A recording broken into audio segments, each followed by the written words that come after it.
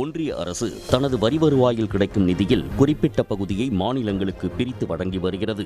நிதி ஆணையத்தின் பரிந்துரைகளின் அடிப்படையில் மேற்கொள்ளப்படும் இந்த நடவடிக்கையை மாநிலங்களுக்கான நிதி பகிர்வு என்று அழைக்கப்படுகிறது. இந்த நிதியை மாநிலங்கள் தனது வளர்ச்சி, மேம்பாடு மற்றும் நலத்திட்டங்கள் போன்ற பல்வேறு செலவினங்களுக்கு பயன்படுத்தலாம்.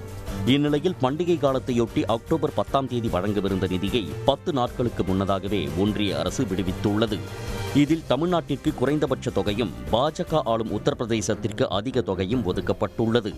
ஒன்றிய நிதி அமைச்சகம் வெளியிட்டுள்ள அறிக்கையில் தமிழ்நாடு உள்பட 28 மாநிலங்களுக்கு நிதி பகிர்வாக 1,10,603 கோடி ரூபாய் விடுவிக்கப்பட்டுள்ளது.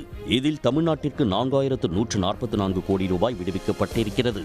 அதிகபட்சமாக பாஜக ஆளும் உத்தரப்பிரதேசத்திற்கு 18,227 கோடி ரூபாயும், பீகாருக்கு 10,219 கோடி ரூபாயும், மத்திய பிரதேசத்திற்கு 7,976 கோடி ரூபாயும், மகாராஷ்டிராவுக்கு 6,418 கோடி ரூபாய் ஒதுக்கப்பட்டுள்ளது. மேற்கு வங்கத்திற்கு 7,644 கோடி ரூபாய், ராஜஸ்தானுக்கு 6,123 கோடி ரூபாய், ஒடிசாவுக்கு 4,601 கோடி ரூபாய் விடுவிக்கப்பட்டுள்ளது. ஆந்திராவுக்கு 4,112 கோடி ரூபாயும், கேரளாவுக்கு 1,956 கோடி ரூபாயும் வழங்கியிருக்கிறது.